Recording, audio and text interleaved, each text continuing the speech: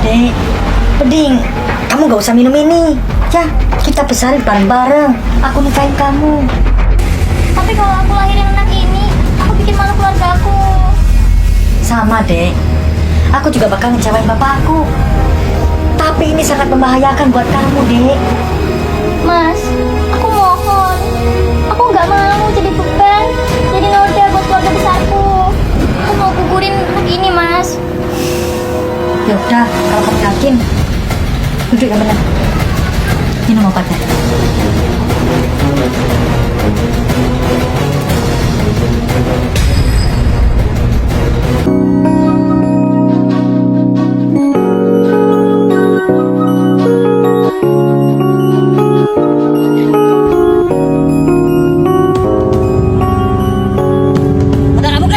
Saudara Muklis. Siap, Dan. Kamu sedang latihan masuk polisi. Jangan main-main. Fokus. Siap. Putar lagi. Siap.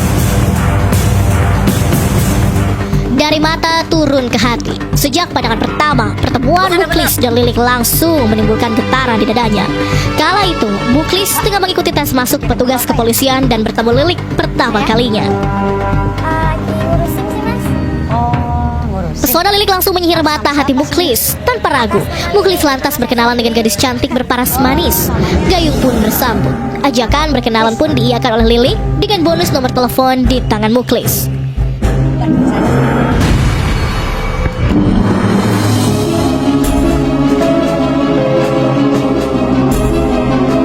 Beberapa hari dari kali pertama sejoli ini bertemu, Muklis telah jatuh hati hingga terus menumbuhkan keberaniannya. Lelaki berbadan kekar berprofesi sebagai petugas keamanan ini lantas mendatangi rumah Lilik.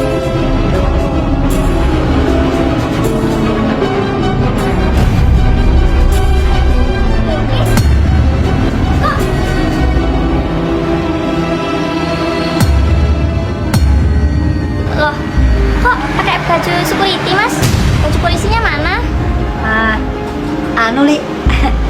Mas gagal waktu ikut tes terakhirnya. Seperti halnya pria yang ingin menjalin cinta, rayuan demi rayuan pun dengan gencar ditembak ke sasarannya agar sang wanita tertarik. Ya, kamu mau nggak terima, Mas? Seiring waktu bergulir, keduanya menunjukkan ketertarikan satu sama lain hingga akhirnya memutuskan berpacaran. Resmi menjalin kasih, Lilik lantas mengenalkan Muklis kepada orang tuanya sebagai sosok pria yang tengah dekat dengannya. Sejauh dikenal orang tuanya, tak ada perilaku menyimpang yang dilakukan oleh Muklis. Saya mau Muklis, pacarnya Lilik. Bener? Ini pacar kamu? Iya, Bu. Aku pamit pulang dulu. Aku harus main tadi. Iya. Hati-hati ya. Ayo, Bu, sampai jumpa. Waalaikumsalam. Lihat ya, Mas. Kamu serius? Pacaran sama satpam kayak ini? Hah? Iya, Bu. Mas Muklis soalnya baik kok. Baik dari mana? Bunga cinta yang dirasakan kedua sejoli ini kian mekar dan mewangi. Namun lagi-lagi, restu orang tua tersangka wanita menjadi kendala karena Lilik belum selesai berkuliah. Sama Mas Muklis. Wah, terserah kamu aja lah. Masa bodoh?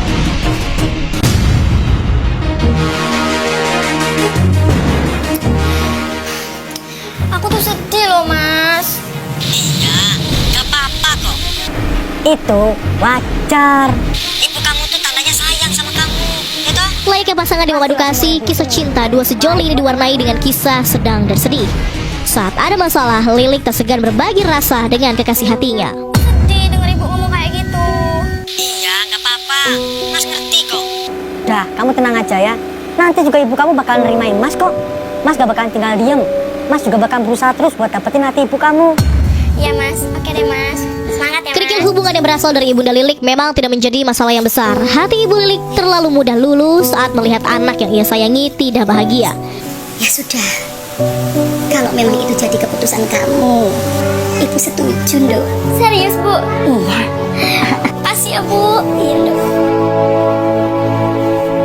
Rayuan maut terus Muklis gencarkan untuk terus mengikat hati Lilik. Mulai dari sering mengajak berjalan-jalan ke taman kota hingga mengajak menginap ke sebuah hotel. Lik, malam ini kita tidur di sini aja ya. Kamu serius, Mas? Kita kan nggak boleh. Lik, yang namanya cinta itu Kalau kamu orang cinta sama aku, buktikan, Li. Dan cinta itu harus diekspresikan, bukan hanya dengan kata-kata saja, toh, Li. Pesona dan rayuan Muklis seolah menutup sebuah mata yang ia miliki, termasuk patah hatinya. Nasihat orang tua tak lagi ia ingat dan dianggapnya sebagai angin yang telah berlalu. Tapi kamu nyenengin aku balik ya. Enggak ah mas, aku nggak berani, aku takut. Li, kau usah takut. Mabuk asmara membuat mereka tak lagi bisa menahan hasrat yang sudah di luar normal. Tanpa paksaan, dengan alasan cinta, keduanya seolah rela saling memuaskan meski dalam gelimang dosa.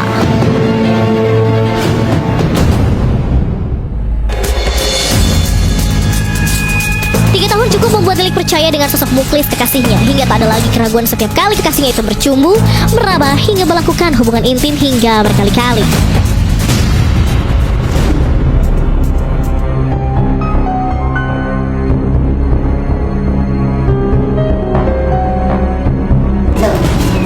Ibu, kamu ada apa? Gabung nggak apa-apa. Sakit enggak? Gabung nggak, Lili cuma enak badan. Minum obat ya, biar cepat baikan badanmu. Ya? Yaudah, ibu kesana dulu. Akibat hubungan terlarang tersebut, Lilik harus menerima konsekuensi berbadan 2 sebelum menikah. 2 garis merah pada saat hasil tes urin yang ia lakukan harus dipertanggungjawabkan bersama-sama dengan sang kekasih.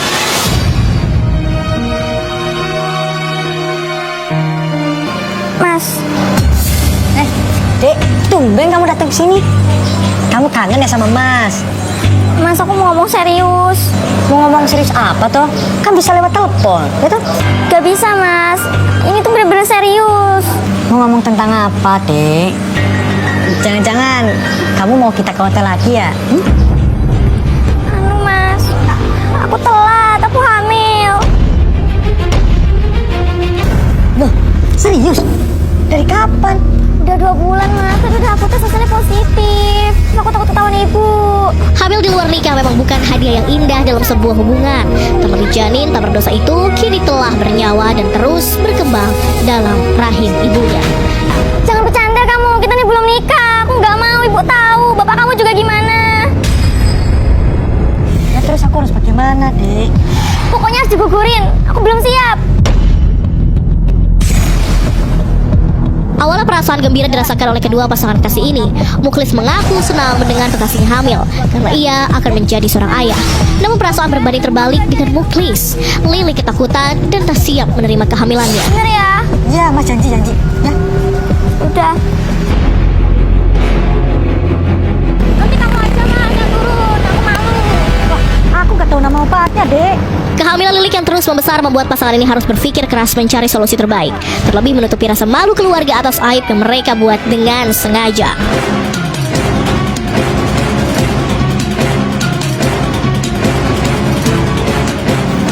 Gimana ini mas? Obatnya nggak dapet loh. Kan aku udah bilang tadi, aku mau tanggung jawab.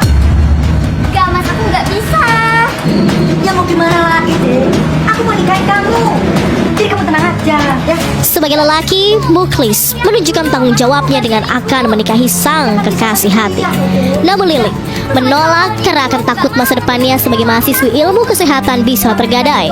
Belum lagi rasa malu yang akan ia tanggung seumur hidup. Tanggung jawab. Aku tuh masih pengen fokus. Dek, cuma itu jalan satu-satunya.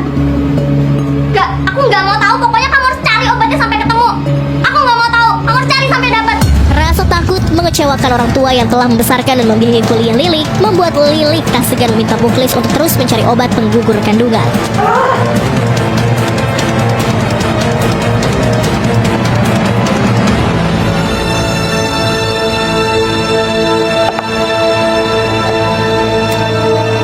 Mukamu kusem bener, Lis. Ono apa, Lis? Anu toh, En. Pacarku tuh mintanya aneh-aneh.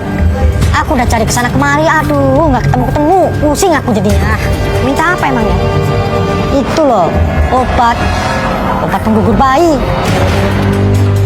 Kamu ngambilin anak orang, Lis? Kehamilan sang kekasih cukup mempengaruhi pikirannya Muklis di tengah pekerjaannya. Curahan hati kepada sang teman akhirnya menjadi solusi mendapatkan pil penggugur kandungan yang selama ini dicari-cari. Ya wes, gak usah pusing-pusing. masalahnya udah kelar kan? Udah ketemu juga jalan keluarnya. Ayo kita pulang. Ya udah, kamu pulang duluan aja ya. Aku mau beres-beres dulu. Ya wes, aku pulang duluan ya. Yo, hati-hati. Yo.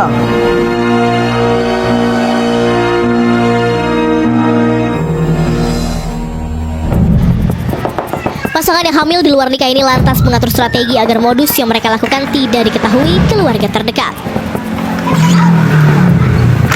Ayo, Dik.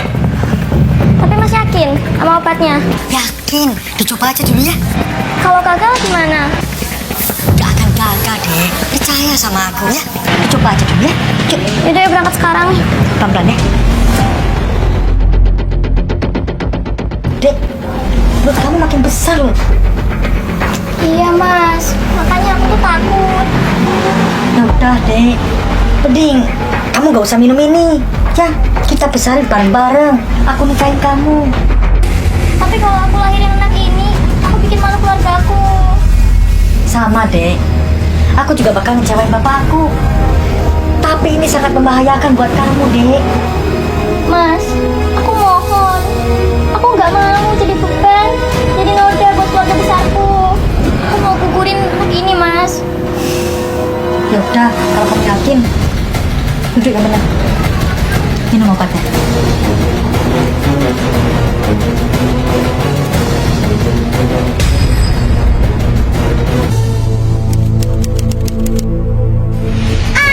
Mas!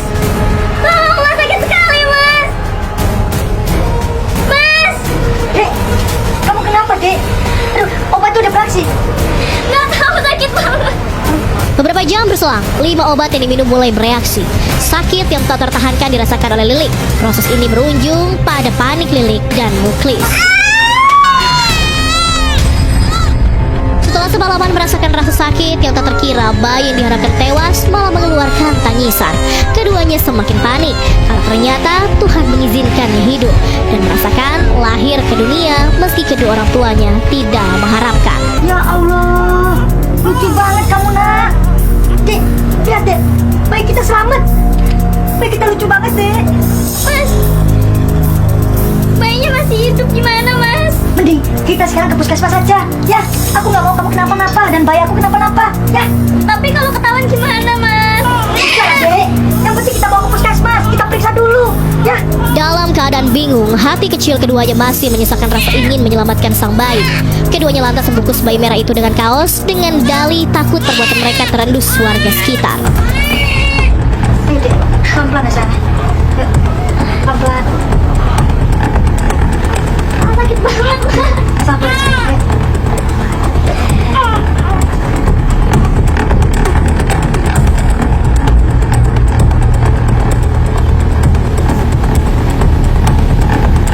Wih, ini kamu pegang dulu. Ya, Aku nggak kuat, Mas. Aku lemas. mau gimana lagi? Aku nggak mungkin gendong dia. Aku juga nggak tahu. Aku sakit.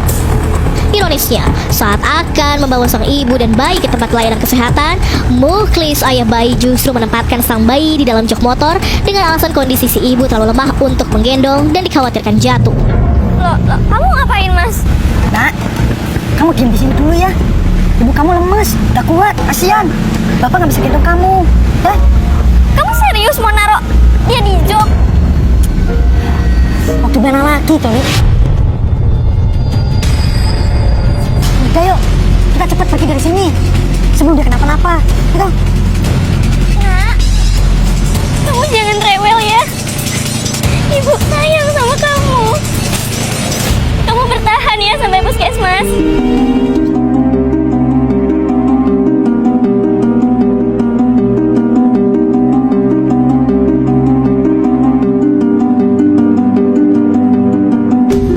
Mas, ada anak kita di dalam. Ya. Ayo cepetan. Oh, dia kenapa-napa nih, ayo. Udah toh. Mau kemana kok, Mas? Aku lagi cari dulu, Dek. Dari tadi tuh gak lewat puskesmas. Tapi ini tuh udah lama banget loh. Aku juga sakit banget. Sabar ya, Dek. Terus nanti kalau ada yang curiga gimana? Aku nggak tahu, Dek. Yang penting tuh kamu dan bayi kita tuh selamat dulu. Kita berobat dulu ya toh.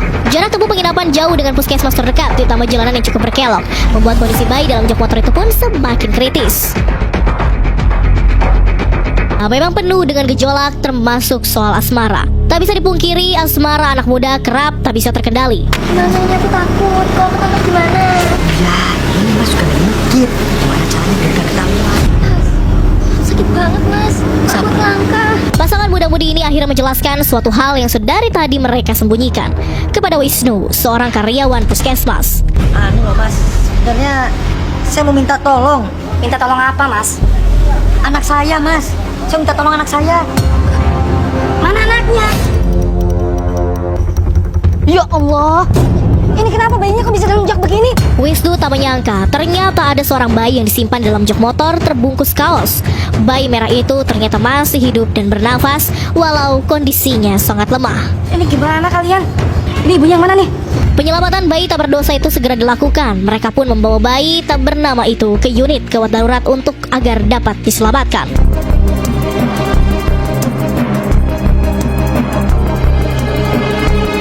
Ulah pelaku yang meletakkan bayi mereka dalam jok berakibat fatal, membuat bayi mungil itu kepanasan dan terkena guncangan. Asupan oksigen yang seharusnya diterima pun minim karena kurangnya udara dalam jok motor. Hati keduanya terus berkecamuk, memikirkan kondisi bayi laki-laki yang awalnya tak mereka harapkan. Mas, aku mau tahu keadaan anak kita, Mas. Udah, biar aku aja nemenin bayi kita. Ya, kamu pulang aja ya dek. Ya, Tapi aku mau lihat. dek. Kalau nanti kamu pingsan gimana aja? Iya kan? Yang penting bayi kita udah diperiksa dan kamu juga sehat. Kondisi Lilik juga sama-sama memburuk. Bagaimana tidak, pasca melahirkan secara paksa ia harus berpindah-pindah tempat dalam keadaan rahim yang belum stabil. Dok, bagaimana keadaan bayi itu, Dok? Nyawa bayi itu Gerson. Ini ada dulu, ini lucu. Gimana sih ceritanya sampai bayi itu bisa sampai sini? Tadi ada 2 orang yang mengantarkan bayi itu. Tapi mereka tidak mengaku kalau mereka orang tua bayi itu. Apalagi tadi ditemukan di dalam jok motor. Kesian sekali nasib bayi itu. Terus apa yang harus kita lakukan? Kalau menurut saya sih, sebaiknya kita melapor polisi, Dok. Karena saya melihat tidak wajaran dalam penyebab kematian ini. Pihak rumah sakit dan tim medis yang menaruh kecurigaan atas kondisi bayi yang kini telah menjadi mayat lantas melaporkan kasus ini ke pihak kepolisian untuk segera dilakukan penyelidikan. Saya mau melaporkan kematian bayi yang tidak wajar, Pak. Kabar meninggal bayi tak berdosa itu langsung disampaikan pihak rumah sakit pada Muklis. Bagaimana keadaan bayi yang tadi? Mohon maaf, sepertinya sudah tidak tertolong lagi. Apa? Perasaan Muklis kian tak karuan saat petugas medis datang mendekat dan meminta keterangan. Ia diam 1000 bahasa. Entah takut, malu, atau menyesali perbuatan yang dilakukan hingga air matanya tak lagi dapat ia bendung. Maafkan Bapak, nak. Maafkan Bapak. Bapak gak maksud membunuhmu, nak. Maafkan Bapak, nak. Menyesal itu pasti, walau kini tak lagi berarti. Sebuah nyawa telah melayang, sia-sia dan tak akan kembali pulang. Penyesalan di akhir cerita memang tak ada guna, meski ia telah berusaha menolong dengan membawa sang bayi ke rumah sakit. Muklis kini menjadi tersangka dan harus mempertanggungjawabkan perbuatannya. Konsekuensi yang sama juga harus diterima si ibu bayi malang, Lilik. Dalam keadaan lemah, polisi mendatanginya di kediamannya untuk memperoleh keterangan. Kami dari kepolisian ingin bertanya apakah di sini tempat tinggalnya saudari Lili? Betul, Pak. Saya ibunya, Pak. Ada apa ya, Pak ya? Bu, bisa kami temuin anak ibu? Bisa, Bu. Karena kondisi Lilik yang masih belum pulih membuat ibu yang tega membunuh bayi ini harus mendapat penanganan medis terlebih dahulu sebelum diperiksa pihak kepolisian. Saudari yang bernama Lili? Iya, Pak. Maaf, Iya, Pak. anak ibu sudah melakukan tindakan kriminal. Kriminal apa, Pak? Dia sudah melakukan aborsi. Aborsi, Pak. Gak mungkin, Pak. Bu, gak mungkin. Mohon tenang, Bu. Mohon tenang. Saudari Lilik harus kami bawa ke kantor polisi untuk penyelidikan selanjutnya. Aduh, Pak. Tapi anak saya ini lagi sakit, Bu. Gimana? Oke, baiklah. Kalau begitu, bawa dia ke rumah sakit untuk diperiksa kesehatannya. Selesai itu bawa di Kemako untuk mempertanggungjawabkan perbuatannya. Gitu, Pak. Baik, Pak. Ayo, Pak. Tunggu sebentar, Bu. Keluarga tersangka CR alias Lilik mengaku tak tahu menau tentang kasus yang disangkakan kepada anak mereka. Mohon tenang, Bu. Bayi saudari Lilik sudah meninggal sejak dilahirkan. Sekarang saudara Lilik harus kami bawa ke kantor polisi. Kekecewaan dan penyesalan tentu dirasakan keluarga Lilik. Anak yang diharapkan berprestasi di jenjang perguruan tinggi malah hamil di luar nikah dan melakukan aborsi. Dengan cara apa kamu menggugurkannya? dengan cara minum obat penggugur kandungan, Pak.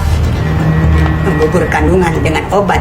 Penyesalan tersirat dari kedua tersangka saat interogasi dilakukan. Air mata terus mengiringi Lilik saat menjawab pertanyaan demi pertanyaan. Usaha mereka dalam menyelamatkan bayi yang tidak mereka harapkan akhirnya tewas karena kehabisan oksigen saat berada dalam jok. Atas perbuatannya, kedua tersangka didakwa dengan sejumlah pasal dan harus rela dipenjara. Bu, Pak, bisa saya mulai akad nikah ini? Baik. Saya nikahkan saudara Muklis bin. Pernikahan setelah terjadinya perbuatan di luar norma juga bukan jalan pembenaran pelanggaran yang mereka perbuat. Namun menikahkan Muklis dan Lilik dirasa keluarga dapat mengikat kedua pasangan ini dalam satu tanggung jawab di kemudian hari. Bagaimana saksi? Sah? Sah. Bismillahirrahmanirrahim. Penyesalan berbalut rasa kecewa atas gagalnya pengasuhan hingga anak-anak yang seharusnya berperilaku baik justru memalukan nama keluarga.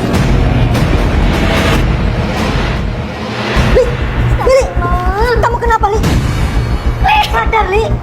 Lili, bangun, Li. Li, Bangun, Li. Les, gimana nih?